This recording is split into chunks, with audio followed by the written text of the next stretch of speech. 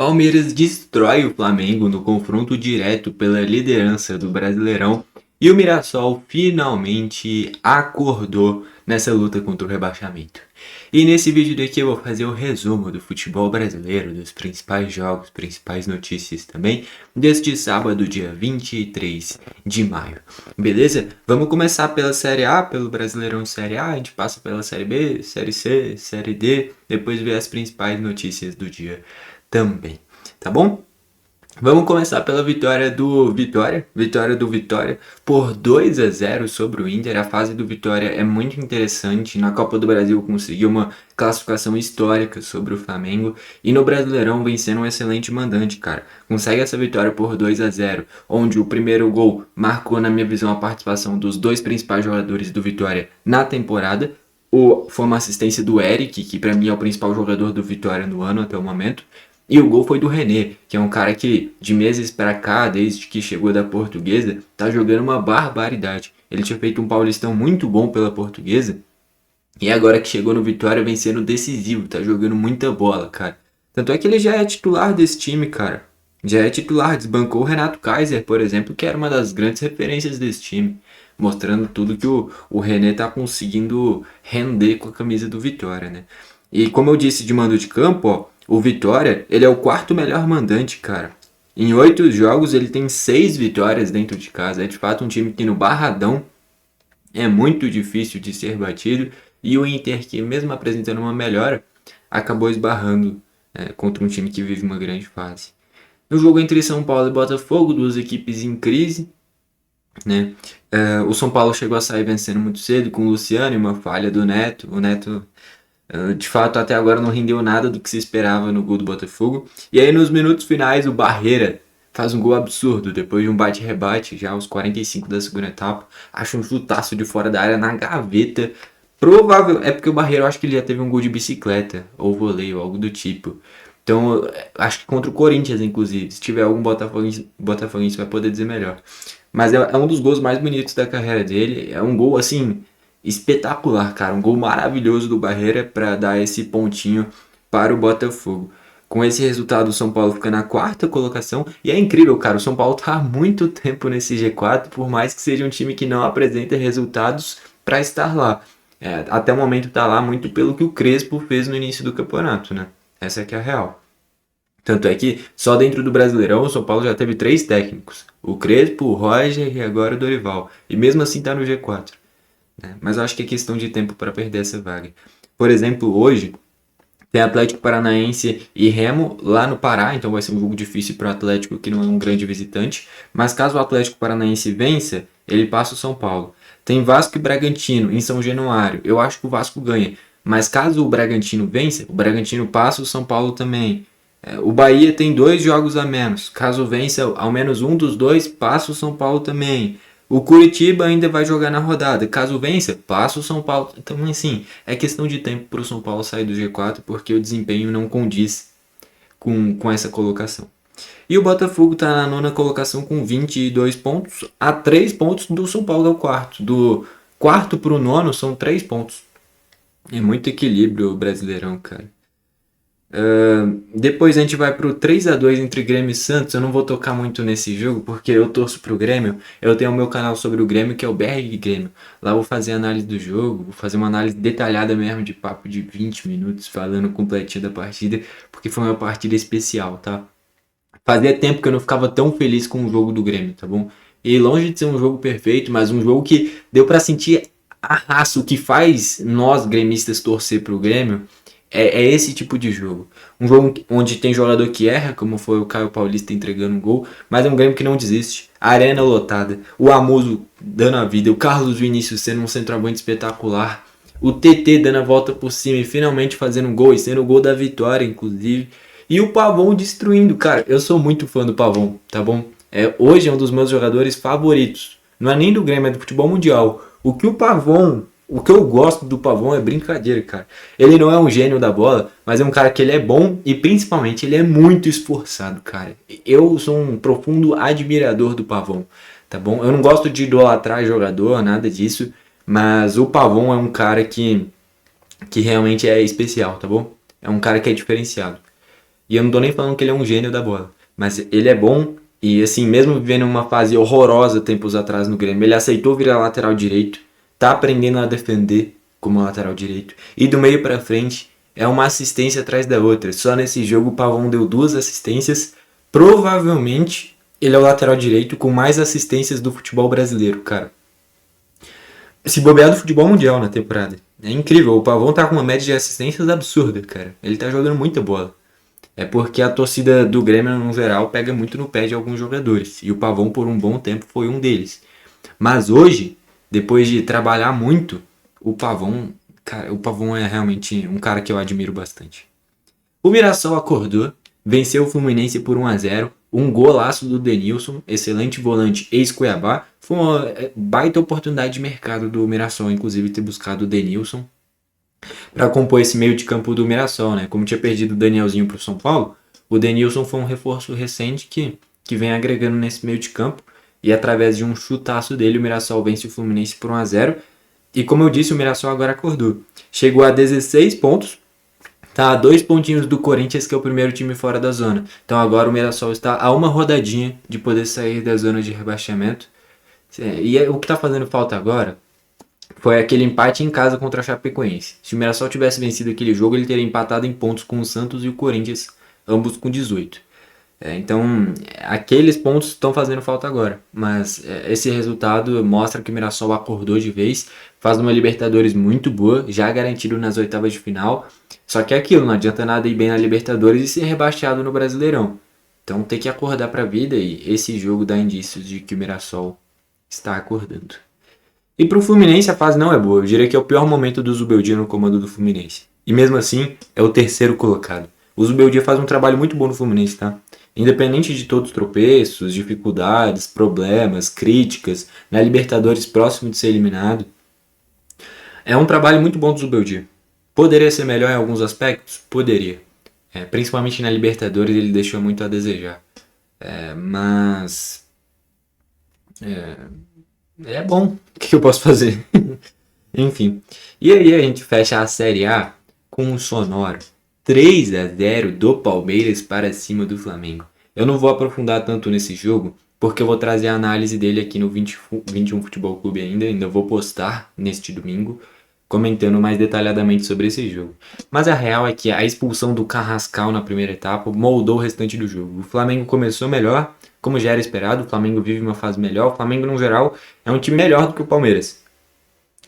Só que a expulsão do Carrascal moldou completamente o restante do jogo. Então sempre que o Flamengo optava por atacar um pouquinho mais, dava brechas para contra-ataques muito perigosos do Palmeiras. E assim foi criando oportunidades. O Marlon Freitas jogando muito. O que o Alan jogou foi uma barbaridade. E assim o Palmeiras foi punindo o Flamengo a ponto de construir esse 3-0. E agora o Palmeiras é o líder com 38 pontos. O segundo colocado é o próprio Flamengo com 31.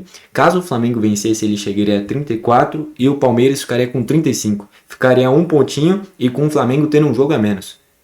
Então seria muito provável que daqui a pouco o Flamengo ultrapassasse o Palmeiras. E agora, com esta vitória, o Palmeiras tem uma margem de 7 pontos.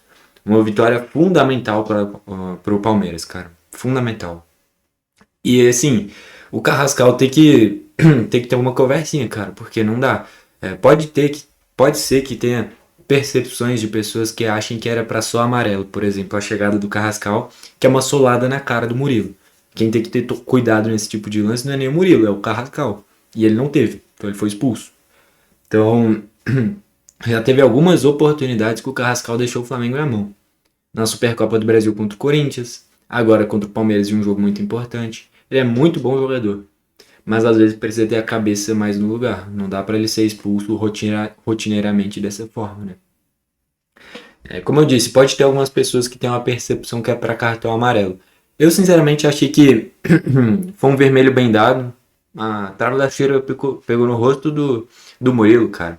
Como eu disse quem tem que ter cuidado não é o Murilo, é o Carrascal. E ele não teve, ele nem olhou pro Murilo, olhou só pra bola. E tem que ter essa noção do jogo, né? E ele não teve. Foi expulso e a partir daí o Palmeiras foi avassalador. Principalmente nos contra-ataques, muito perigoso. Tá bom? Deixa eu pegar aqui agora a Série B. Cara, eu fiquei rouco do nada, que é isso? Deixa eu até tomar uma aguinha, então, enquanto eu pego a série B aqui. Calma aí. Série B. Deixa eu puxar aqui a série B. Deixa eu achar aqui. Já vale destacar, eu tenho o R42 Futebol, que é o meu canal sobre futebol internacional. Esses resumos, assim como eu trago aqui, eu trago lá no R42 Futebol, olhando para o futebol internacional. Então fica essa sugestão. Na Série B, o Novo Horizontino venceu o Ceará por 2-1. O gol da vitória foi do Juninho aos 42 da segunda etapa. Juninho, aquele que era do Vasco, revelado pelo Vasco, chegou a jogar no Goiás também. Novo Horizontino, com isso, chegou à sexta colocação. O Ceará fica na nona colocação. O Fortaleza tá voando na Série B. Por mais que recentemente tenha perdido para o Ceará, é um time que faz uma campanha muito boa. Venceu o Londrina por 3-0. O jogo teve gol do Vitinho, que tá jogando muito. Teve gol do Luiz Fernando, que veio do Atlético Paranaense, né? Então o Fortaleza com essa vitória chega a 18 pontos, é o terceiro colocado. E o Londrina fica na 18ª colocação com 8 pontos. É uma campanha muito frustrante do Londrina. E como eu disse, do Fortaleza, uma campanha muito boa. O Sport, cara, o Sport engrenou, tá? O Sport tá jogando muito bem. E por mais que recentemente tenha perdido em casa pro CRB, né? Aquilo ali me surpreendeu. Mas foi lá no Rio Grande do Sul e venceu o Juventude por 1-0, lá no Alfredo Jaconi. Fiquei bem surpreso com esse resultado. Gol da partida foi aos 37 da segunda etapa com o Yuri Castilho, ele que é ex-Ceará, né? Enfim, uma campanha muito boa do Sport também. Chegou agora à segunda colocação com 19 pontos. Só para ter ideia, nos últimos 5 jogos são 4 vitórias e uma derrota. Essa derrota foi em casa contra o CRB. Era um resultado inesperado. Caso vencesse, o Sport seria o líder, né, neste momento da Série B. Só que foi um tropeço inesperado, né? E já o Juventude está na 10ª colocação com 13 pontos. Enfim, mas o Sport lá no topo da tabela. De Série B teve basicamente estes jogos. Nesse domingo vai ter muitos jogos. Tem jogo do São Bernardo, que é para assegurar a liderança da Série B. Tem o América Mineiro buscando ainda dar a volta por cima na Série B e não tá conseguindo, faz uma campanha horrorosa, joga em casa hoje contra o Vila Nova. Tem muita coisa para acontecer hoje na Série B. Vamos para a Série C agora, onde o Guarani venceu o Barra lá em Santa Catarina por 2-0, grande resultado. O Guarani faz uma campanha muito boa também. Com este resultado, o Guarani chegou à liderança. 15 pontos e é o líder da Série B, ultrapassou o Paysandu, mas o Paysandu ainda vai jogar na rodada. O Guarani mostrando que é um dos fortes candidatos a voltar para a Série B. E o Barra está lá na 13ª colocação com 10 pontos, estabilizado no meio da tabela. O Maringá empatou em casa contra o Santa Cruz. Com este resultado, o Maringá chegou à 6ª colocação com 13 pontos e o Santa Cruz fica na 10ª com 11 pontos. É muito equilíbrio também na Série C, pontuações muito parecidas, ainda mais nesse início da competição, né? E o Maranhão, do Maranhão, empatou em 0-0 com o Caxias. Com este resultado, o Caxias é o 8º colocado com 12 e o Maranhão é o 11º com 11. O Maranhão é a equipe do Maranhão melhor colocada no cenário nacional, né? Tendo em vista que o Sampaio Corrêa e o Moto Clube estão na Série D. Então, quem diria, o Maranhão é a equipe do futebol maranhense melhor colocada no futebol nacional, né? E assim a gente fecha a Série C. Deixa eu procurar aqui a Série D agora. Série D que sempre tem muitos jogos em final de semana, né, cara? Deixa eu puxar aqui. Então, na Série D, deixa eu pegar aqui desde o início. São muitos jogos, muitos mesmo. Então, o Santa Catarina venceu o São Luís por 1-0. Joinville e Cianorte ficaram no 0-0. O Betim meteu 3-0 no Envinhema. O Vidorense 2-0 no Operário do Mato Grosso do Sul. Souza da Paraíba 0-0 com o Central do Pernambuco. O IAP, que é do Maranhão também, ficou no 1-1 com o Iguatu. Iguatu é do Ceará, se eu não estiver enganado. O Madureira empatou em 1-1 com a Portuguesa do Rio. O Água Santa venceu o Pouso Alegre por 2-0. A Portuguesa de São Paulo meteu 4-1 no América do Rio de Janeiro. Nesse time da Portuguesa tem o Matheus Cadorini, centroavante que surgiu no Inter. Tem o Igor Torres, que eu lembro que já jogou no Fortaleza também. Então, com esse resultado, a Portuguesa já está garantida na segunda fase. É o líder do grupo 13 com 15 pontos. torço que a Portuguesa dê a volta por cima na sua história, volte para uma Série C, uma Série B, uma equipe gigante que vem apresentando melhora. Fez um campeonato paulista competitivo, perdeu muitos jogadores, como foi o René para o Vitória, teve um meio-campista, que agora me fugiu o nome, que também foi para o Vitória, perdeu o Fábio Matias, que foi para a Chapecoense, o seu técnico, né? Mas mesmo assim faz uma Série D boa. O Trem do Amapá venceu o Tocantinópolis por 4-1. Imperatriz perdeu em casa para o Águia de Marabá por 3-0. O CSA, no clássico alagoano, empatou em 1-1 com o Asa.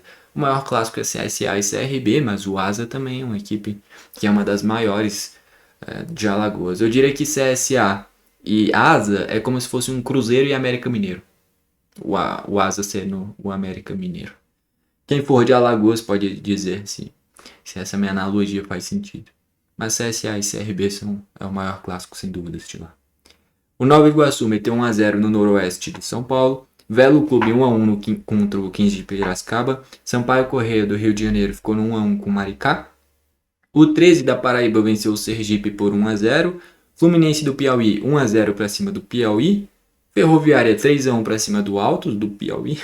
O Ceilândia meteu 3-2 no União Rondonópolis. Misto 1-1 com o Operário de Varginha. Goiatuba 1-1 com o Capital. Tombense 1-1 com o Real Noroeste. Nacional do Amazonas 1-0 no Gás. Eu acho que o Nacional tem um grande potencial para subir para a Série C, tá bom? O Nacional que está na liderança do Grupo 1 com 16 pontos. É um time que tem o Hernani Brocador, enfim. Eu acho que o Nacional tem uma grande possibilidade de brigar pelo acesso, tá? O Gama, que é um dos grandes favoritos pro acesso também por tudo que tá fazendo na temporada, tem apenas uma derrota, cara, que foi para o Rio Branco na Copa Verde, Copa Centro-Oeste. Fora isso, é um time que faz uma temporada incrível. O quarto gol, por exemplo, foi do Henrique Almeida, aquele mesmo ex-Grêmio, ex-São Paulo, e está no Gama. Enfim, 4-0 o Gama, que foi contra o Primavera do Acre, como eu disse, é o líder com 22 pontos, cara. O segundo colocado, só pra ter ideia, é a Aparecidense com 11. O Gama tem o dobro de pontos do segundo colocado, tá voando. E pra fechar, o Guaporé meteu 4-0 no Humaitá do Acre. E assim a gente fecha todos os jogos deste sábado. Deixa eu pegar aqui pra ver se teve algumas notícias importantes pra trazer aqui também. Deixa eu ver se teve algo relevante aqui. Aqui entra até como futebol internacional, mas o Crespo é o principal candidato para assumir o Racing. O Crespo aí São Paulo, pode assumir o Racing. O Gustavo Costas... Ah não, esse daqui é futebol internacional. Eu vou trazer no R42 Futebol. Fica aí o suspense para você imaginar o que aconteceu com o Gustavo Costas, técnico do Racing. Vou trazer no R42 Futebol. O Vitória negocia com o Arboleda, já que o Arboleda tá saindo do São Paulo, né? Ele tinha desaparecido do São Paulo, não tinha dado notícia. Chegou a se cogitar uma rescisão, mas ele permanece vinculado ao São Paulo. O Vitória tem interesse. Cara, seria uma boa, eu acho. Pro Vitória seria uma boa, um zagueiro de altíssimo nível. Daqui a pouco tem uma dupla de zaga com Arboleda e Kaká. Pode ser uma ótima. Enfim. Acho que seria uma boa pro Vitória e pro Arboleda. O cara era uma peça importantíssima do São Paulo. Deu bobeira, né?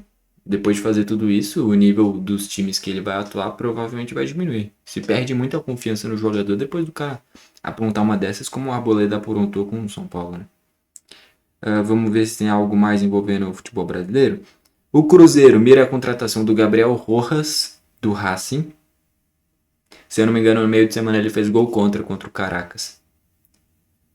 Vamos ver se tem algo mais interessante.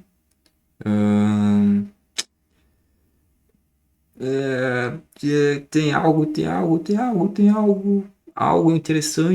interessante. A última coisa aqui é que o Luiz Fabiano, cara, tá como pré-candidato a deputado federal em São Paulo. Luiz Fabiano, fabuloso atacante aí em São Paulo. Enfim, meio aleatório, né? No geral é isso. A gente passa assim pelos principais jogos, principais notícias do futebol brasileiro. Sábado muito emocionante, muito interessante. Teve o confronto dos dois melhores times do futebol brasileiro, como é Flamengo e Palmeiras. E o Palmeiras mostrou o porquê que é o líder do campeonato. É um Palmeiras que o que eu vejo é que questionam muito o Abel Ferreira porque queriam um futebol mais vistoso. E de fato, pelos jogadores que tem, poderia ser mais vistoso. Só que tá longe de ser justo a quantidade de críticas. Porque assim, você pode questionar os métodos do Abel Ferreira. Você pode questionar o desempenho do time do Abel Ferreira. Agora, os resultados são inquestionáveis. É um time que sempre ganha. É um time que sempre chega. É um time que é líder do Brasileirão. É um time que está com a classificação encaminhada na Libertadores. Tem um tropeço ou outro. Tem jogos que o time poderia jogar melhor. Mas o Palmeiras, desde que o Abel Ferreira chegou, sempre briga por títulos.